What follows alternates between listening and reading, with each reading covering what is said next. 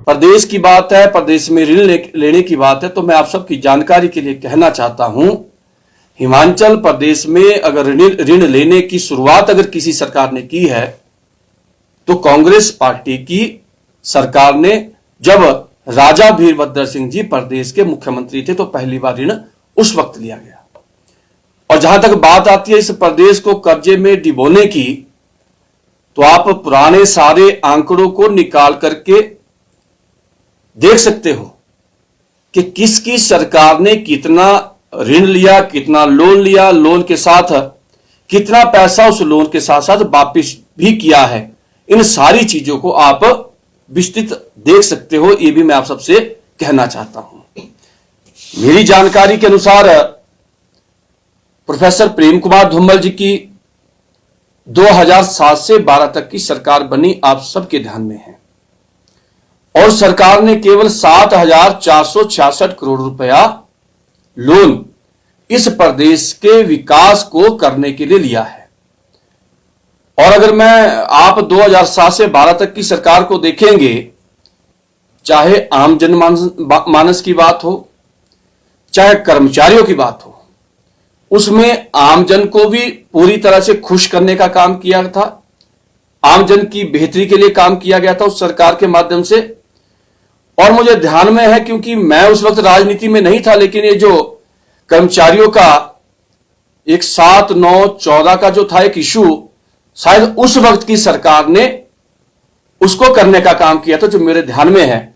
और जो कर्मचारियों की जो सैलरी सीधे एक गुना से 2 गुना हुई थी, डबल हुई थी, तो वो काम अगर करने का काम किया था तो प्रोफेसर साहब की उस सरकार ने करने का काम किया था।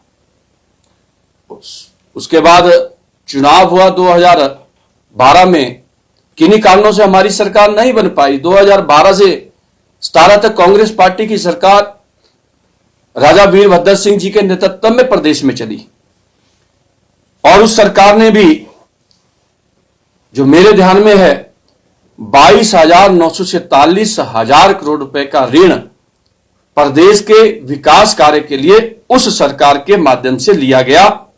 और कुल मिलाकर के इन 5 वर्षों के कार्यकाल में 2017 तक की मैं बात करूं तो इस प्रदेश के ऊपर 47,966 करोड़ रुपए का ऋण हिमाचल प्रदेश में कांग्रेस पार्टी की वीरभद्र सिंह जी की सरकार छोड़ करके गई थी।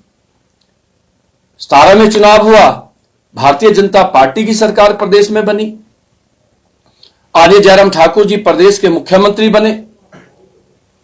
और जब जयराम ठाकुर जी प्रदेश के मुख्यमंत्री बने तो आप सबके ध्यान में है कि देश में कोरोना जैसी भयंकर महामारी, प्रदेश में नहीं बल्कि पूरे देश भर में इस कोरोना जैसी महामारी ने इस प्रदेश के विकास की गति को रोकने का काम किया।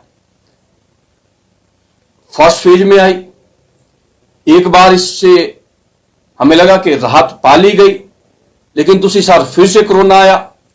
लगभग इस 5 साल के कार्यकाल के अंदर 2 साल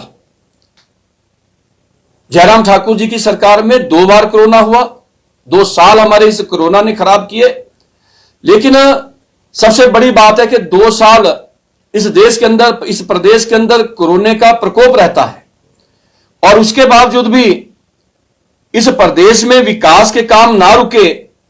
उन विकास के कामों को कैसे गति दी जाए, मैं समझता हूं कि उस कोरोना के दौर के अंदर इस विकास के कामों की गति ना रुके, वो गति निरंतर चलती रहे, तो सबसे बेहतरीन प्रबंधन व्यवस्था और अपने लोगों को लेकर के, अपने लोगों का फ्री ट्रीटमेंट किस तरीके से हो, इलाज किस तरीके से हो, वो अगर काम करने का काम किया है तो सिर्फ और सिर्फ जयराम ठाकुर जी की सरकार ने किया है।